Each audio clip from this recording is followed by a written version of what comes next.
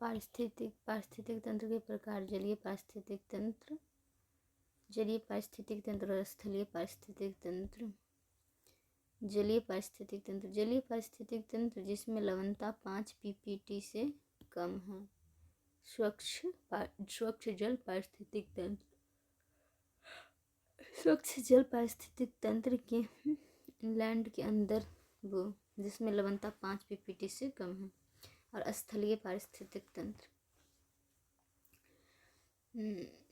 स्वच्छ जल पारिस्थितिक तंत्र में स्थिर जल या लेंटिक पारिस्थितिक तंत्र, तालाब, झील, सरोवर। दूसरा है प्रवाहित या लोटिक, प्रवाहित जल या लोटिक। इस नदी, झरना। लवण जल पारिस्थितिक तंत्र, लवण जल पारिस्थितिक तंत्र में महासागर या सागरीय समुद्री पारिस्थितिक तंत्र जिसमें लवणता 35 ppt या उससे अधिक। लवणीय जल पर्यावरण पारिस्थितिक जिसमें लवणता 5 से 35 ppt के मध्य है। ज्वार, नदमुख और मैंग्रोव। स्थलीय पारिस्थितिक तंत्र, स्थलीय पारिस्थितिक में पर्वतीय पारिस्थितिक तंत्र, मैदानी पारिस्थितिक तंत्र, मरुस्थलीय पारिस्थितिक तंत्र, घास मैदान पारिस्थितिक तंत्र, वन पारिस्थितिक तंत्र। वन पारिस्थितिक तंत्र में विषुवतीय वन पारिस्थितिक तंत्र, सवाना वन पारिस्थितिक तंत्र, मानसून वन पारिस्थितिक तंत्र, भूमध्य सागरीय वन पारिस्थितिक तंत्र, टैगा वन पारिस्थितिक तंत्र, टुंड्रा वन पारिस्थितिक तंत्र। और सारे वन वाला मिला के बायोम। जलवायु वनस्पति, बायोम में जलवायु वनस्पति जंतु के अध्ययन करेंगे। पीपीटी मतलब पार्ट पर 1000। महासागरीय पर्यावरण, महासागरीय पर्यावरण में विभाजन क्षेत्रीकरण वर्गीकरण। पेलेंजिक मंडल या जोन, नितलस्थ मंडल। पेलेंजिक मंडल या जोन में प्रकाशित मंडल या फोटोइक जोन, अप्रकाशित मंडल या एफोटोइक जोन। प्रकाशित मंडल फोटोइक जोन में समुद्र तल से 200 मीटर की गहराई। एफोटोइक जोन में ऊपरी पेलेजिक 200 मीटर से 1000 मीटर की गहराई। मध्य पेलेजिक 1000 मीटर से 2000 मीटर की गहराई तक। गहन पेलेजिक 2000 से 4000 मीटर की गहराई। अति गंभीर पेलेजिक 4000 से 6000 मीटर की गहराई। नीतल सी फ्लोर यह प्रकाशित मंडल फोटिक जोन। अप्रकाशित मंडल 200 सी लेवल से 200 मीटर। प्रकाशित मंडल फोटिक जोन। नितलस्थ मंडल में बेलांचली मंडल, उप बेलांचली मंडल, तलस्थ मंडल। और तलस्थ मंडल में आर्की वेंथल मग्न तट से 1000 मीटर की गहराई। एबिसल वेंथल मग्न तट 1000 मीटर से 6000 मीटर की गहराई। और तलस्थ हेडले मंडल 6000 मीटर से अधिक की गहराई।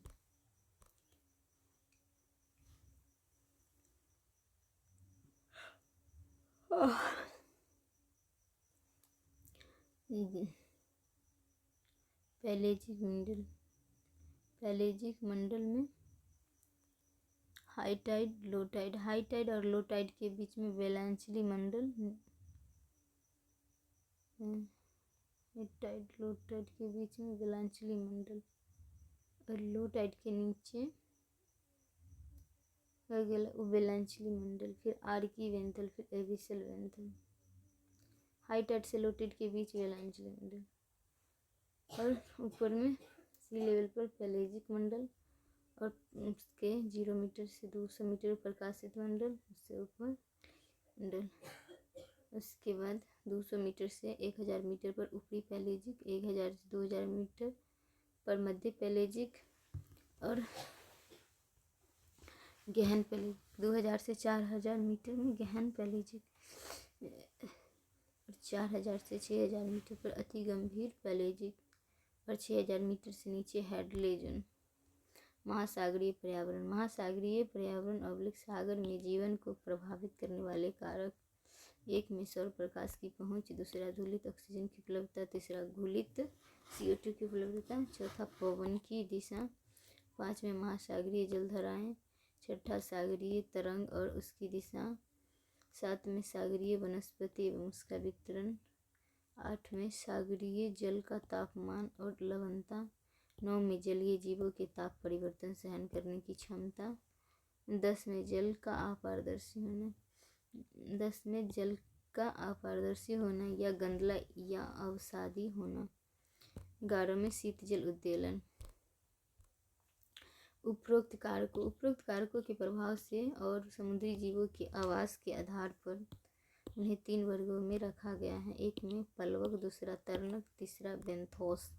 पलवक इसमें गति करने के लिए या गतिशील होने के लिए कोई साधन नहीं होता है। दूसरा जलधारा और तरंगों के द्वारा विस्थापित होते हैं। तीसरा अधिकांश छिछले सैलो वाटर जल में पाए जाते हैं। चौथा आकार में छोटे होते हैं परंतु जेलीफिश सार्गेसम कुछ बड़े होते हैं। यह 2 प्रकार के होते हैं। एक में डाइटम, यह अधिकांश पलवकों का प्रतिनिधित्व करते हैं। दूसरा ठंडे जल में पाए जाते हैं। तीसरा प्राणी पलवक जो प्लैंक्टन आकार में कुछ बड़े और जटिल लक्षणों वाले होते हैं। तरणक जिनमें गतिशील होने के लिए अपना साधन होगा, एग्जाम्पल में मछली। तीसरा बेंथोस, यह नीतल में और नीतल के ऊपर पाए जाने वाले जीव होते हैं। अधिकांश मांसाहारी होते हैं। झील पारिस्थितिक तंत्र क्या है? झील पारिस्थितिक तंत्र के मंडल, झील पारिस्थितिकी से प्राप्त लाभ, झील पारिस्थितिकी की समस्याएं।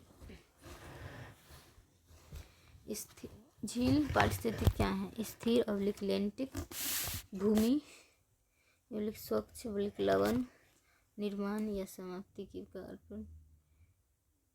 नीतलस्थ लिटोरल जोन, नीचे से नीतलस्थ, नीचे से प्रोपामंडल, ऊपर लिम्नेटिक, नीचे प्रोपामंडल। झील क्या है?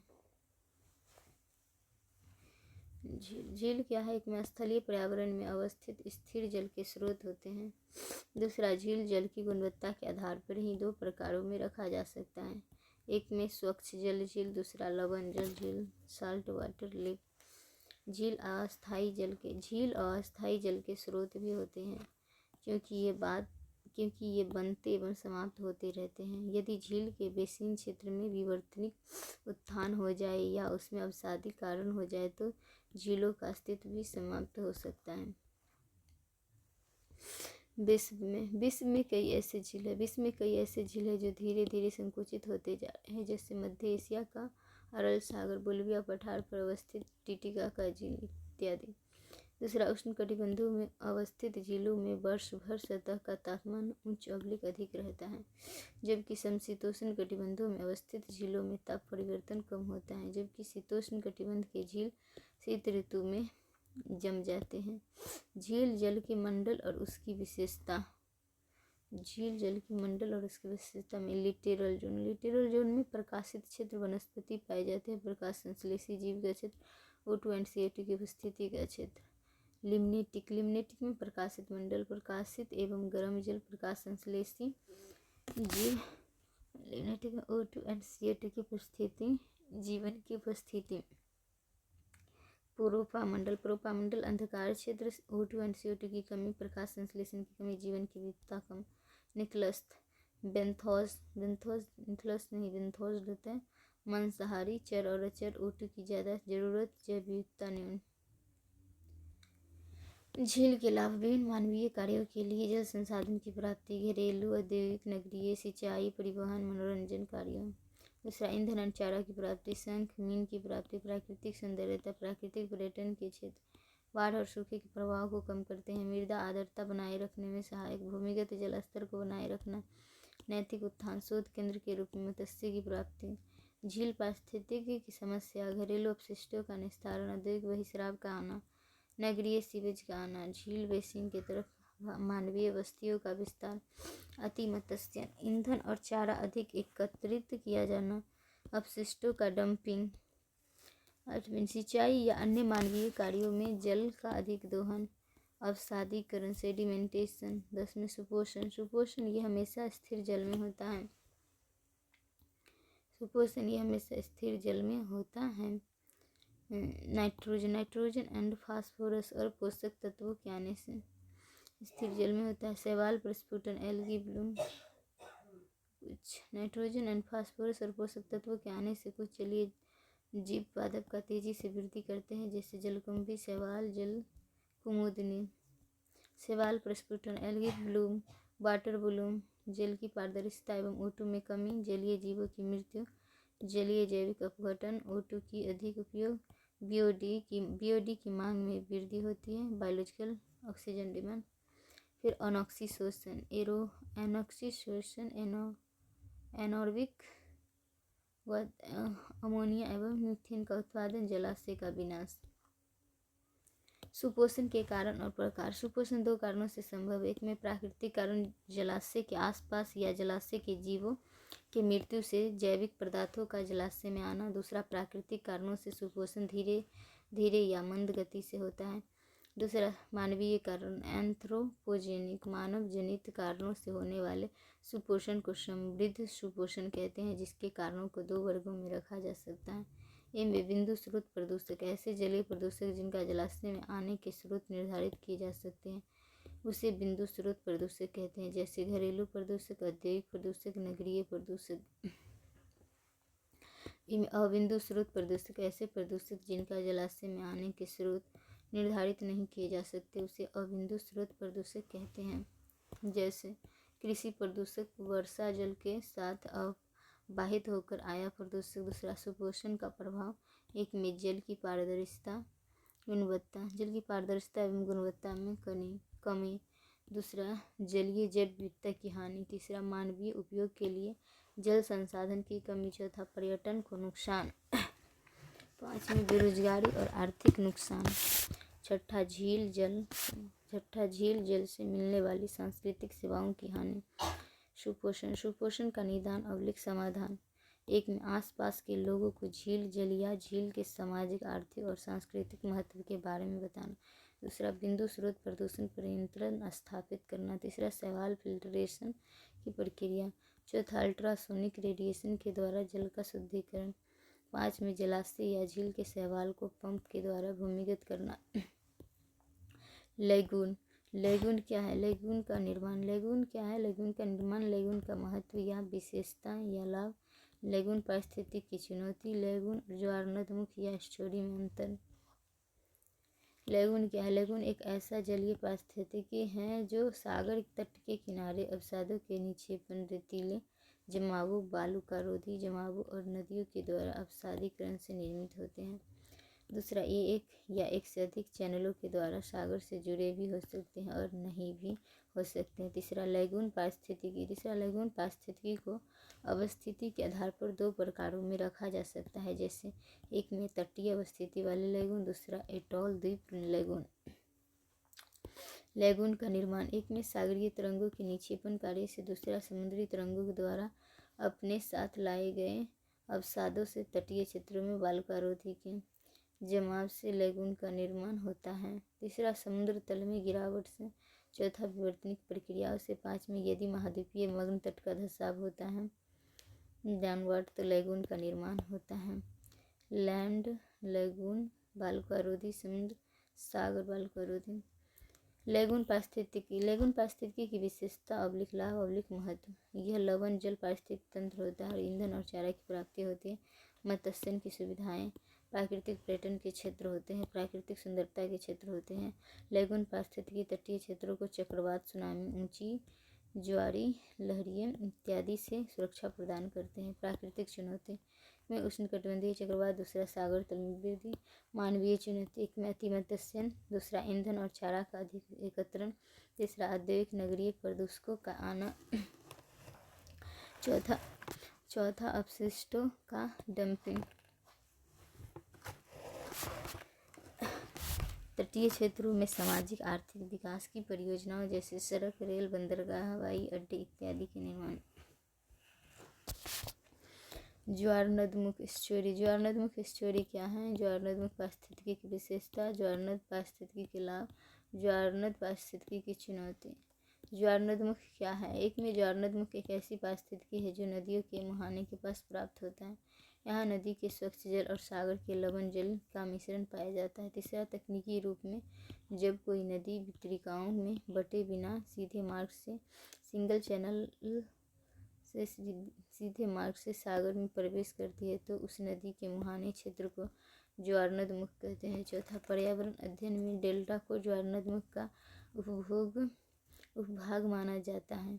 अतः इस तथ्य को ध्यान में रखते हुए भारत में पूर्वी एवं पश्चिमी दोनों तटों के सहारे ज्वारनदमुख की प्राप्ति होती है। ज्वारनदमुख का निर्माण। एक में नदी का वितरिकाओं में बटे बिना सिंगल चैनल से सागर में प्रवेश करना। दूसरा, सागर तल के बढ़ने से। तीसरा, नदियों के मुहाने के पास विवर्तनिक धसाव से। ज्वारनदमुख पारिस्थितिक तंत्र की विशेषता। एक में यह एक इकोटोन का क्षेत्र होता है। दूसरा, सागर की तुलना में लवणता कम पाई जाती है। तीसरा, इसमें स्वच्छ जल का कम से कम एक स्रोत अवश्य होता है। चौथा, ये उच्च पारिस्थितिक उत्पादकता के क्षेत्र होते हैं। पाँचवें, जैव विविधता अत्यधिक होती है। छठा, प्राकृतिक जीन पूल केंद्र होते हैं। सातवें, यहाँ प्रदूषण कम न्यून होता है। ज्वारनदमुख का लाभ। ज्वारनदमुख का लाभ। एक में ज्वारनदमुख की प्रमुख वनस्पतियों में मैंग्रोव और अन्य स्थलीय वनस्पति होती है जो तटीय क्षेत्र को चक्रवात, सुनामी, ऊंची ज्वारीय लहरों और मृदा कटाव से सुरक्षा प्रदान करते हैं। दूसरा, ज्वारनदमुख की वनस्पति की जड़ें और वहाँ की दल मृदाएं भारी प्रदूषणकारी जस्ता एटीसी तत्वों को फिल्टर कर लेते हैं, अर्थात ये समुद्री प्रदूषण को नियंत्रित करते हैं।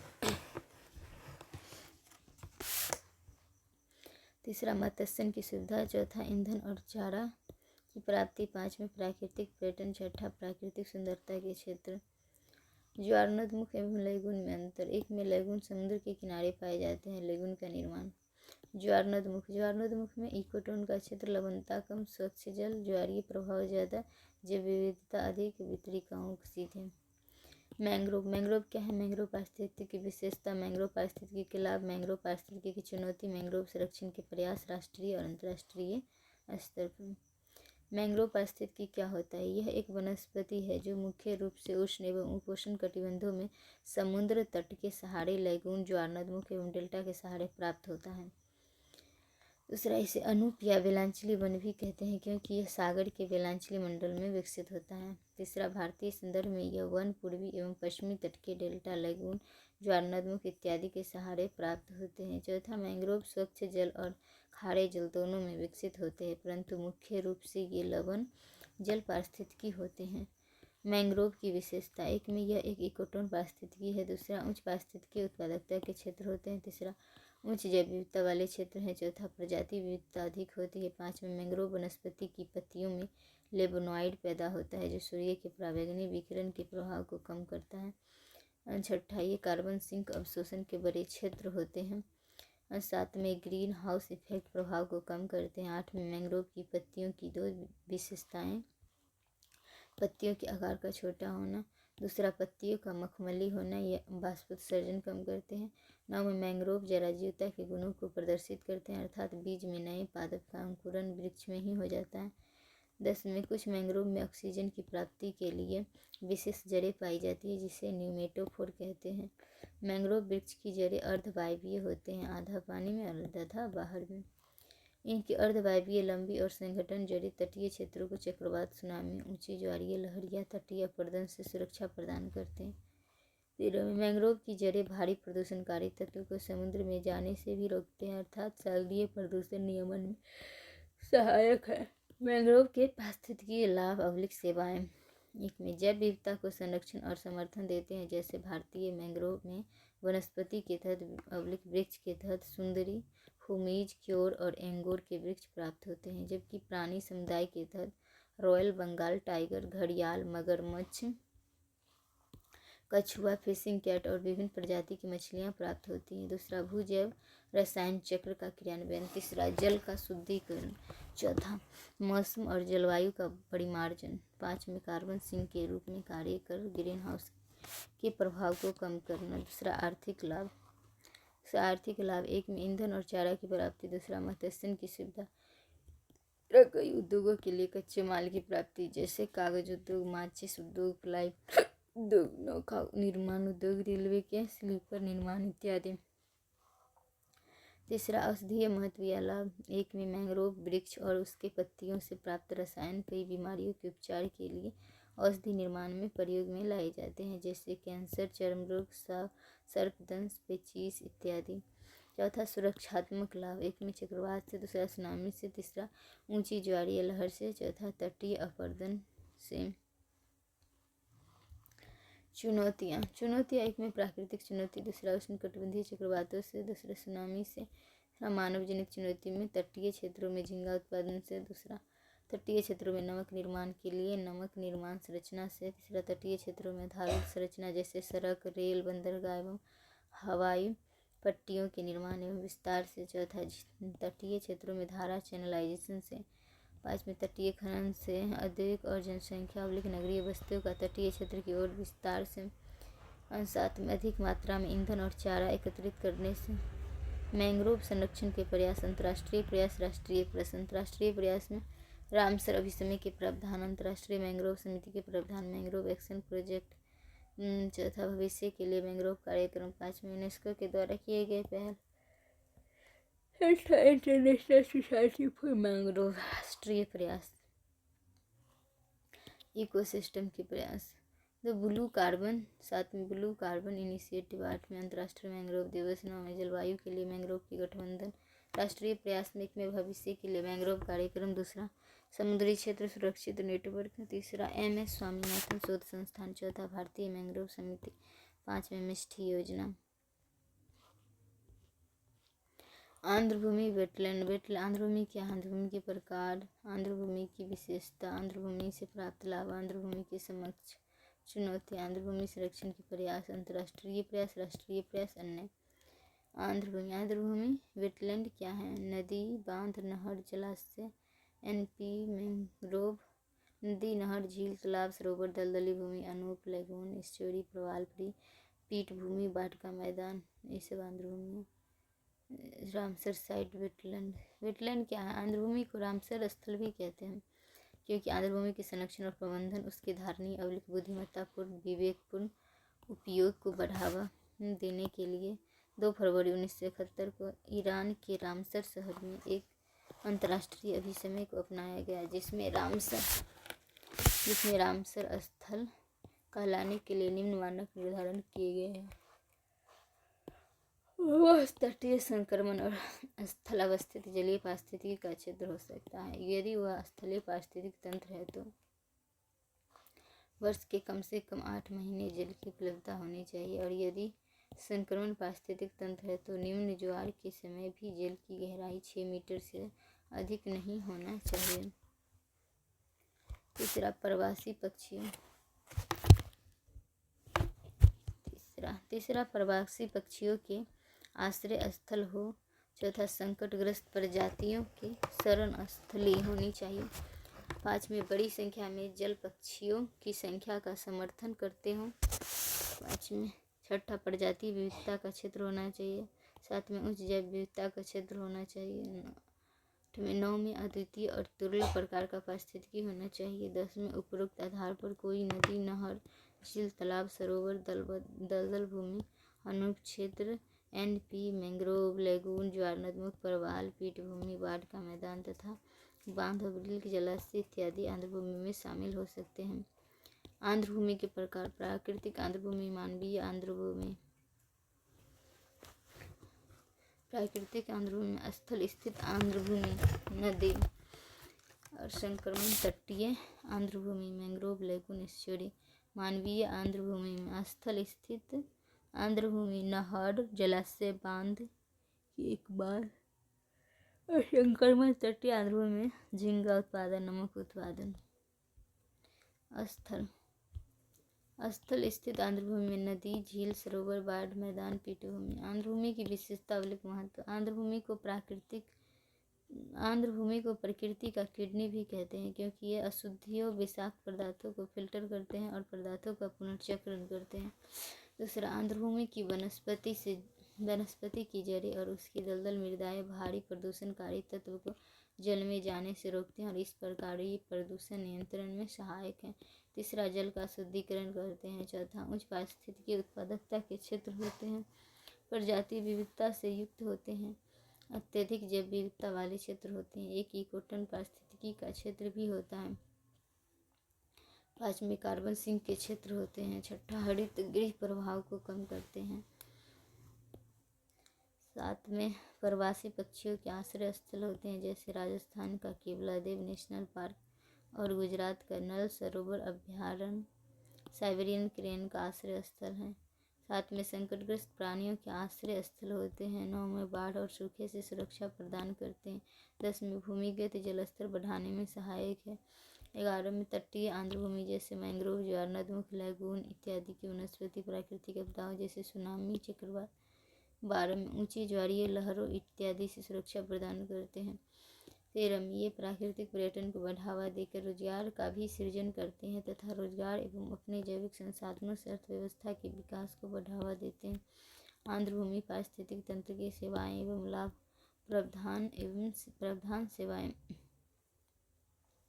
में खाद्य पदार्थ की प्राप्ति। एक में खाद्य पदार्थ की प्राप्ति, दूसरा स्वच्छ जल की प्राप्ति, तीसरा ईंधन और चारा की प्राप्ति, चौथा विभिन्न प्रकार के कच्चे माल की प्राप्ति, 5वें औषधि एवं जड़ी बूटी की प्राप्ति, छठा आनुवंशिक उत्पाद की प्राप्ति, दूसरा विनिमय सेवाएं, सहायक सेवाएं, एक में जैव विविधता का संरक्षण, दूसरा मृदा निर्माण में सहायक, तीसरा पोषण तत्वों का चक्रण, चौथा प्राथमिक उत्पादकता को प्रोत्साहन, 5वें परागण की सेवाएं, छठा सांस्कृतिक सेवाएं, 7वें प्राकृतिक पर्यटन, 9वें मनोरंजन के केंद्र, 10वें प्राकृतिक सौंदर्य के केंद्र, 11वें आध्यात्मिक शैक्षणिक एवं नैतिक महत्व।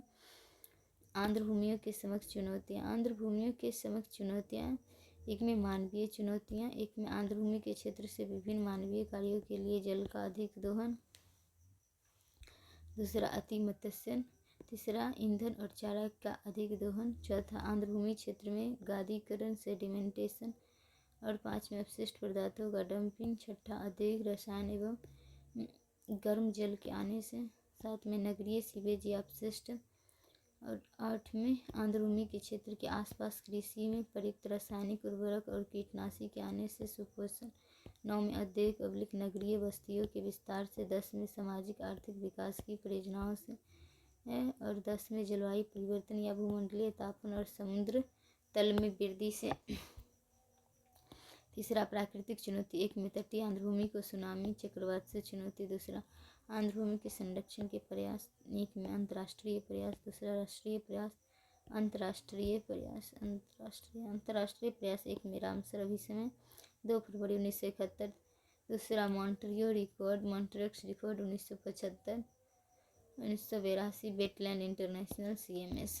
रामसर अभिसमय, एक में 2 फरवरी 1971 को अपनाया गया, दूसरा 1975 से इसके प्रावधान लागू है, तीसरा 1982 में भारत इसमें शामिल हुआ, चौथा आर्द्रभूमि के संरक्षण पर यह अंतर सरकारी संधि अभिसमय है जिसमें निम्न प्रमुख प्रावधान शामिल है। एक में रामसर स्थल का दर्जा देना, दूसरा रामसर स्थल के संधारणीय विवेकपूर्ण बुद्धिमत्तापूर्ण उपयोग को बढ़ावा देना, तीसरा ट्रांस बॉर्डर आर्द्रभूमि संरक्षण के लिए दिशा निर्देश जारी करना, चौथा आर्द्रभूमि संरक्षण प्रबंधन को बढ़ावा देना, दूसरा मॉन्ट्रियक्स रिकॉर्ड, एक में यह भी रामसर अभिसमय से संबंधित एक लिस्ट है, दूसरा यदि किसी आर्द्रभूमि रामसर स्थल को इस सूची में शामिल किया जाता है, इसका तात्पर्य उस आर्द्रभूमि में मानवीय हस्तक्षेप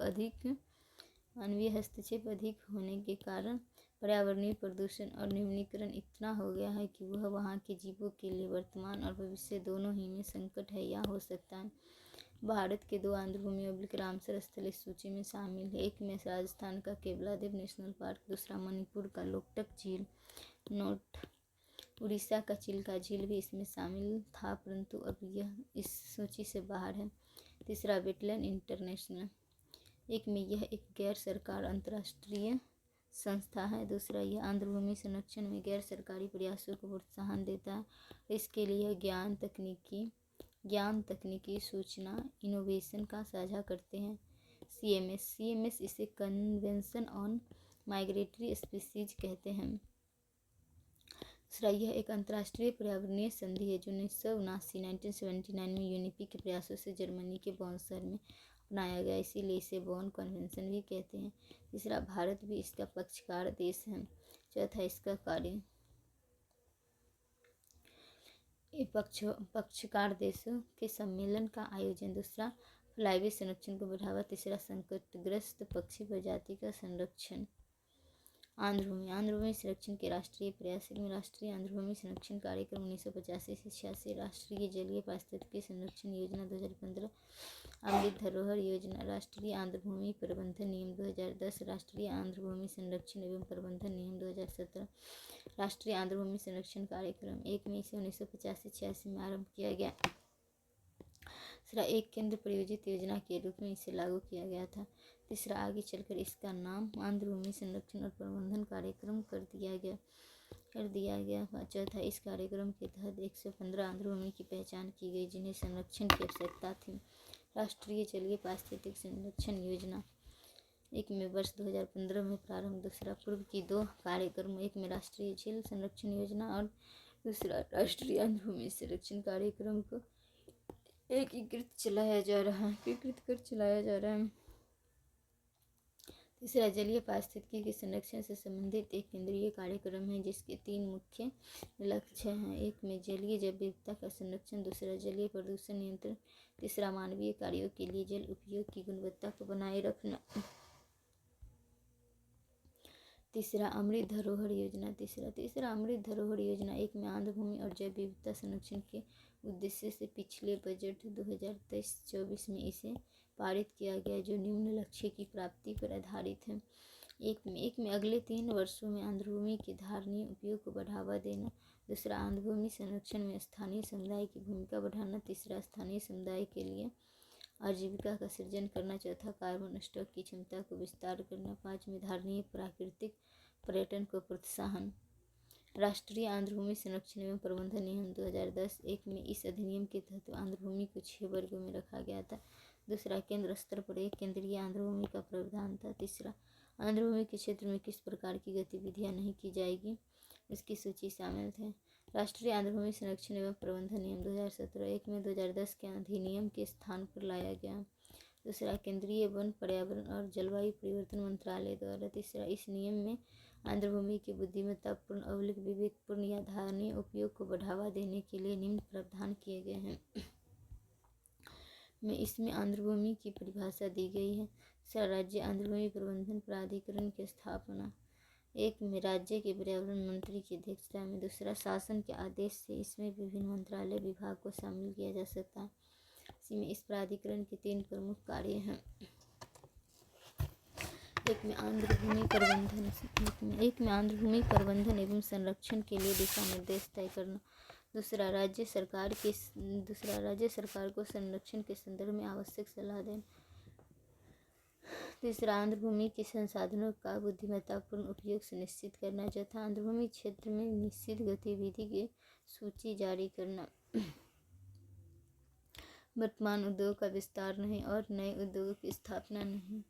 अपशिष्ट पदार्थों की डंपिंग नहीं। नगरीय सीवेज का निस्तारण नहीं। तीसरा, केंद्रीय स्तर पर राष्ट्रीय आंध्रभूमि प्रबंधन समिति की स्थापना 1 में पर्यावरण मंत्रालय के सचिव की अध्यक्षता में। दूसरा, इस समिति के निम्न कार्य हैं। ए में राज्य प्राधिकरण की सहायता करना। बी में केंद्र सरकार को आवश्यक सलाह देना। सी में आंध्रभूमि को रामसर स्थल नामित करने के लिए भेजना। डी में अंतर्राष्ट्रीय स्तर पर आंध्रभूमि संरक्षण के लिए संस्थाओं से सहयोग करना।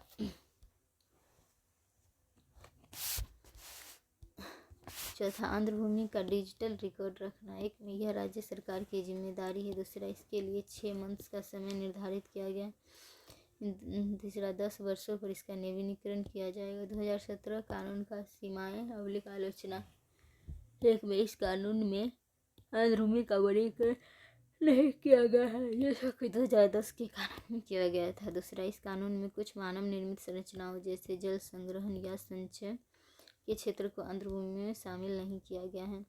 तीसरा, इस कानून में इसका उल्लेख नहीं है कि कानून के उल्लंघन होने पर शिकायत कहाँ की जाएगी। चौथा, निश्चित गतिविधियों की सूची बनाना राज्य प्राधिकरण का काम है जहाँ कानून का दुरुपयोग अवलिक संभव है।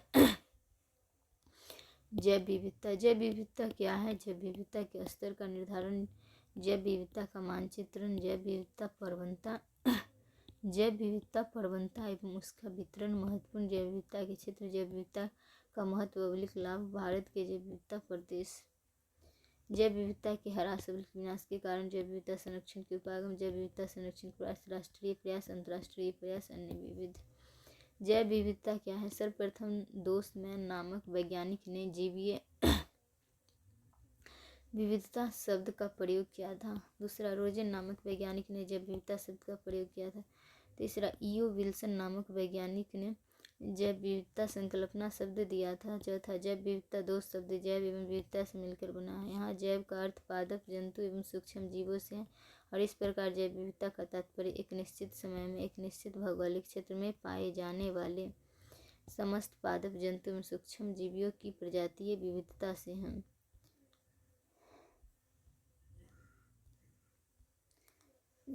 1992 में आयोजित प्रथम शिखर सम्मेलन, जिसे रियो कॉन्फ्रेंस भी कहते हैं, जैव विविधता को परिभाषित करते हुए यह बताया गया है कि स्थल जल एवं महासागरीय पर्यावरण में पाए जाने वाले समस्त पादप जंतु एवं सूक्ष्म जीवों की प्रजातीय विविधता से है तथा वैज्ञानिक दृष्टिकोण से यह आनुवांशिक और पारितंत्रीय विविधता को व्यक्त करता है।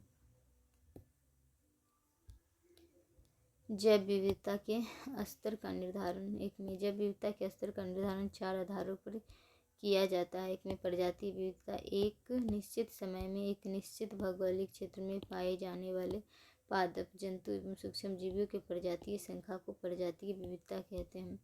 प्राकृतिक पर्यावरण के वे क्षेत्र जहाँ प्रजातीय विविधता अधिक पाई जाती है उसे पारिस्थितिकीय उष्ण अवलिक गर्म स्थल कहते हैं।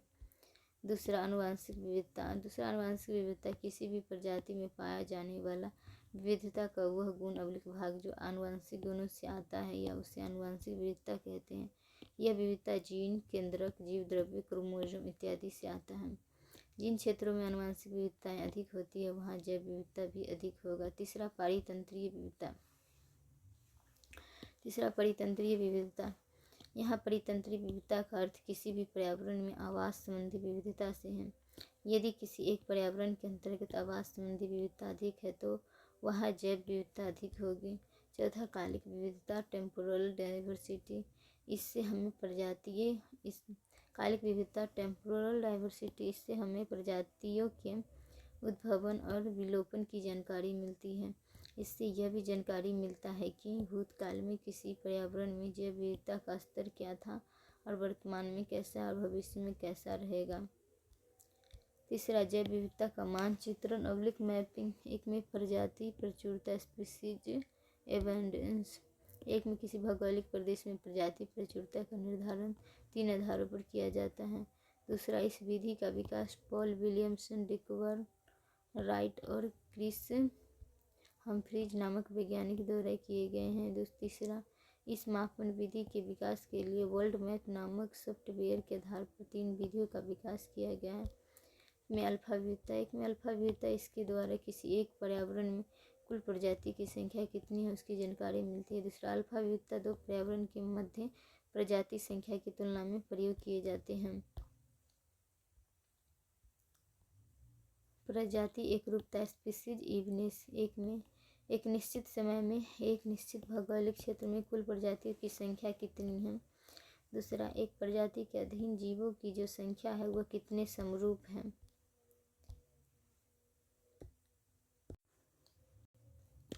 बीटा विविधता इसके द्वारा किसी एक पर्यावरण में पाए जाने वाले प्रजातियों के संरचनात्मक गुणों एवं उनके होने वाले परिवर्तनों की जानकारी मिलती है। यदि एक सीधी रेखा में एक पर्यावरण से दूसरे पर्यावरण की ओर जाया जाए तो प्रजातियों की संख्या में परिवर्तन को भी बताता है। गामा विविधता यह अल्फा विविधता और बीटा विविधता का योग है। साथ ही एक ही पर्यावरण के विभिन्न जीव एक दूसरे से किस प्रकार अंतर संबंधित होते हैं उसकी भी जानकारी मिलती है। समग्र जैव विविधता। चौथा, जैव विविधता प्रवणता, स्लोप एवं उसका वितरण। 90 डिग्री नॉर्थ से 90 डिग्री साउथ, 0 डिग्री ऊंचाई के साथ पर्वतीय पर्यावरण। पहाड़ में विविधता कम होता है। पहाड़ में विविधता पश्चिम से पूर्व पश्चिम विविधता, पश्चिम से पूर्व जाने पर विविधता बढ़ता है और पूरब से पश्चिम जाने पर विविधता घटता है। सी लेवल्स, प्रकाशित मंडल, अप्रकाशित मंडल, सागर में सामान्य रूप से विषुवत रेखा से ध्रुवों की ओर पर्वतीय क्षेत्रों में ऊंचाई बढ़ने के साथ और महासागरीय पर्यावरण में गहराई बढ़ने के साथ जैव विविधता में कमी आती है, जिसे जैव विविधता प्रवणता भी कहते हैं। और इस प्रकार यह स्पष्ट है कि पृथ्वी पर जैव विविधता का वितरण सर्वत्र एक समान नहीं है, क्योंकि जैव विविधता का वितरण एवं विकास निम्न भू जलवायविक दशाओं से प्रभावित है। सूर्य प्रकाश की पहुंच, दूसरा पौधों द्वारा उसे भोजन में बदलने की क्षमता, तीसरा वर्षा की मात्रा एवं वितरण, चौथा वायुमंडलीय आर्द्रता, पांचवें मृदा की गुणवत्ता, छठा भूमिगत जल का स्तर, सातवें उच्चावचीय दशाएं, आठवें महाद्वीपीय प्रभाव, नौवें जीवों का उद्विकास एवं वितरण, 10वें हिमानीकरण की प्रक्रियाएं। उपरोक्त सभी भू जलवायविक एवं भौगोलिक कारकों के आधार पर पृथ्वी को 4 जैव विविधता वाले क्षेत्रों में बांटा गया। एक में अत्यधिक जैव विविधता वाले क्षेत्र, एक में उष्णकटिबंधीय वर्षा एवं, दूसरा प्रवाल भित्ति पारिस्थितिक तंत्र, तीसरा ज्वारनदमुख, चौथा आर्द्रभूमि, पांचवें मैंग्रोव। दूसरा अधिक जैव विविधता वाले क्षेत्र, एक में पश्चिम यूरोपीय जलवायु प्रदेश, दूसरा मानसून जलवायु प्रदेश, तीसरा सागर संसार की घास भूमि, तीसरा कम जैव विविधता वाले क्षेत्र, एक में उपध्रुवीय प्रदेश, दूसरा मरुस्थलीय क्षेत्र, चौथा निम्न जैव विविधता वाले प्रदेश, एक में सतत रूप से हिमाच्छादित प्रदेश। नोट: अन्य वनों की तुलना में अगर सदाबहार वन जल पाए जाते हैं तो इनका विकास विलंब से होता है, जिसके 2 कारण हैं। एक में प्रत्येक दिन होने वाली मूसलाधार वर्षा के कारण मृदा के पोषक तत्वों को निच्छालित बहकर निकल जाना या हो जाना। दूसरा, उच्च तापमान पर विकसित होने वाले सूक्ष्म जीव मृदा के ह्यूमस को समाप्त कर देते हैं। इसके बावजूद पृथ्वी के विषुवतीय रेखीय प्रदेश में सर्वाधिक जैव विविधता पाई जाती है, जिसके निम्न कारण हैं। एक में पृथ्वी के शीतोष्ण कटिबंधों की तुलना में विषुवतीय रेखीय प्रदेश हिमानीकरण की प्रक्रिया से लगभग अप्रभावित रहे, जिसके कारण जीवों के उद्विकास के लिए लंबा समय मिला है। दूसरा, शीतोष्ण अक्षांशों की तुलना में विषुवतीय प्रदेश में मौसमी परिवर्तन भी कम होते हैं, जिसके कारण निकेत विशिष्टीकरण को प्रोत्साहन मिलता है। तीसरा, सूर्य प्रकाश सर्वाधिक मात्रा में वर्ष भर उपलब्ध रहता है। जैव विविधता के महत्वपूर्ण केंद्र: महाजैव विविधता केंद्र, मेगा बायोडायवर्सिटी सेंटर। दूसरा, पारिस्थितिकी उष्ण स्थल हॉटस्पॉट, होप स्थल, रिम परिमंडल में उपमहाद्वीपीय और प्रायद्वीपीय। महाजैव विविधता केंद्र: विश्व में कुछ ऐसे देश हैं जिन्हें महाजैव विविधता का दर्जा दिया गया। महाजैव विविधता अवधारणा का विकास संयुक्त राष्ट्र पर्यावरण कार्यक्रम और विश्व संरक्षण निगरानी केंद्र द्वारा 1988 में विकसित किया गया। तीसरा, प्रारंभ में ऐसे देशों की संख्या 12 थी, जो अब बढ़कर 17 हो चुके हैं, इनमें भारत भी शामिल है। चौथा, महाजैव विविधता का दर्जा 2 आधारों पर दिया गया है। एक में ए में कम से कम 5000 प्रकार की वनस्पतियां की स्थानिक एंडेमिक संवहनीय प्रजाति की उपस्थिति। बी में उस देश की सीमा समुद्र से लगती हो। दूसरा, पारिस्थितिकी उष्ण स्थल। एक में उष्ण स्थल संकल्पना के जनक डॉक्टर नॉर्मन मायर्स माने जाते हैं। दूसरा, 1988 में इन्होंने नेचर नामक पत्रिका में विश्व भर में 25 उष्ण स्थल की पहचान की थी, जिसकी संख्या अब 36 हो गई है। इनमें 4 भारत में ही अवस्थित हैं। एक में पश्चिम घाट पर्वतीय क्षेत्र, दूसरा हिमालय, तीसरा इंडो बर्मा क्षेत्र, चौथा ग्रेट निकोबार द्वीप इंडोनेशिया के सुंडालैंड के साथ सूचीबद्ध है। तीसरा, पारिस्थितिकीय उष्ण स्थल की पहचान निम्न आधारों पर की जाती है। स्थानिकता, एक में स्थानिकता, दूसरा कम से कम 1500 प्रकार की वनस्पतियों की स्थानिक एवं संवहनीय प्रजाति की उपस्थिति। यहाँ संवहनीय प्रजाति का तात्पर्य जिसमें जाइलम फ्लोएम कोशिका का विकास हो गया हो। बी में संकटग्रस्तता, मूल वनस्पति प्रजाति का 70% संकटग्रस्त हो या विलुप्त हो गया हो, केवल 30% वनस्पति की प्रजाति सुरक्षित हो। सी में प्रजाति विविधता का क्षेत्र। डी में उच्च जैव विविधता का क्षेत्र। होप स्थल विश्व में महासागरीय पर्यावरण का क्षेत्र है। दूसरा, महासागरों में अवस्थित कुछ द्वीप ऐसे हैं जिन्हें होप स्थल का दर्जा दिया गया। तीसरा, ये ऐसे क्षेत्र है जो जैव विविधता से समृद्ध है। कार्बन सिंक का क्षेत्र है और और प्राणदायिनी या जीवनदायिनी ऑक्सीजन की आपूर्ति करते हैं, परंतु भूमंडलीय तापन के कारण समुद्र तल में वृद्धि से ऐसे स्थलों के अस्तित्व पर संकट है, इसीलिए इनके संरक्षण की आवश्यकता है।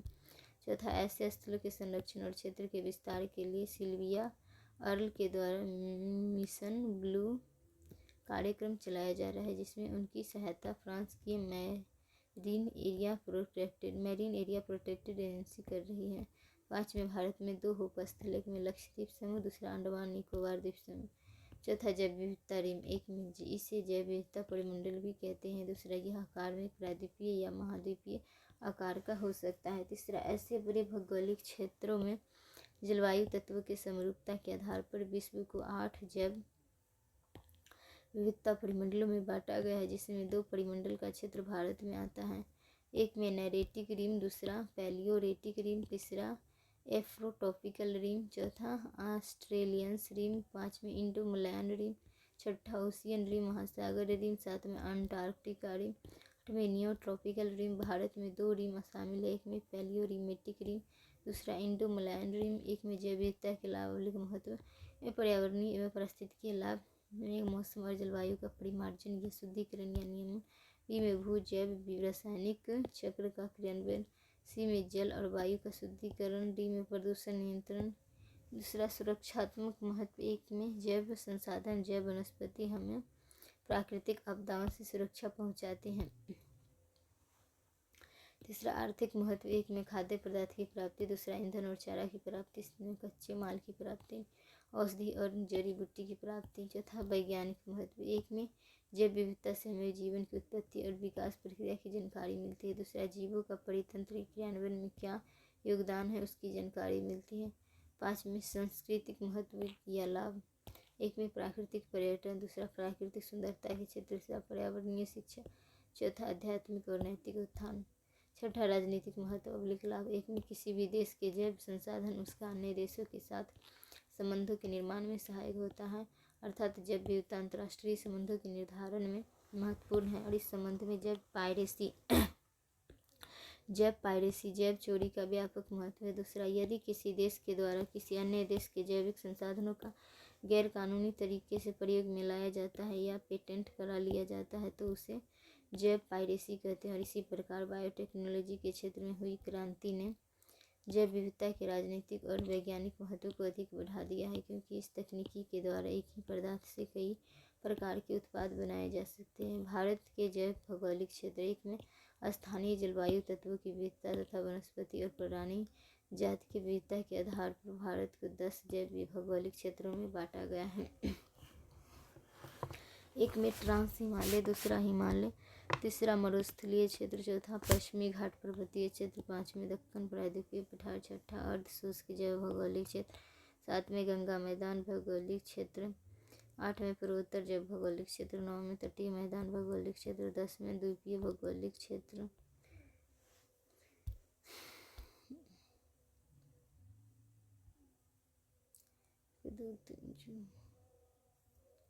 जैव विविधता का विनाश और उसके कारण, एक में जैव विविधता के विलोपन का तात्पर्य प्राकृतिक या मानव जनित कारणों से जीव का पर्यावरण से विलुप्त हो जाना है। 3/4 बायोडाइवर्सिटी का विनाश हो जाता है तो उसे मास एक्सटेंशन कहते हैं। दूसरा, आयुष्मान के अनुसार यदि कोई जीव लगातार लगभग 50 वर्षों तक दिखाई न दे तो उसे विलुप्त मान लिया जाता है। तीसरा, प्राकृतिक प्रक्रियाएं कभी कभी सामूहिक विलोपन का कारण बनते हैं, अन्यथा प्राकृतिक क्रियाएं धीरे धीरे घटित होती हैं, जिसके कारण विलुप्त जीवों के स्थान पर नए जीवों को आने के लिए पर्याप्त समय मिल जाता है। परंतु मानवीय प्रक्रिया तीव्र गति से घटित हो रही है, जिसके कारण विलुप्त जीवों के स्थान पर नए जीवों के आने के लिए पर्याप्त समय नहीं मिल पाता है, जो जैव विविधता के वर्तमान में विनाश का मूल कारण है। चौथा, वर्तमान विलोपन को छठा सामूहिक विलोपन कहते हैं, जो मूलतः मानव जनित है और अन्य 5 सामूहिक विलोपन के समय निम्नलिखित है। एक में ऑरोविशियन सिल्यूरियन समूह के विलोपन का एज, दूसरा लेट डिवोनियन, तीसरा पर्मियन ट्रियासिक ज्वालामुखी विस्फोट, चौथा ट्रियासिक जुरैसिक ज्वालामुखी विस्फोट, क्रिटेशियस पैलियोसिन ज्वालामुखी एंड मेटेरियोटिक प्रभाव से। अब छठा है जैव विविधता के विलोपन के प्राकृतिक कारण। एक में उष्ण कटिबंधीय चक्रवात, सुनामी, बाढ़ और सूखा, वन अग्नि, ज्वालामुखी विस्फोट की घटनाएं, और छठा धरातल में उल्काओं का टकराव। जैव विविधता के विनाश के मानव जनित कारण। एक में मानव द्वारा स्थल पर किए गए कार्य जो जैव विविधता के विनाश का कारण है।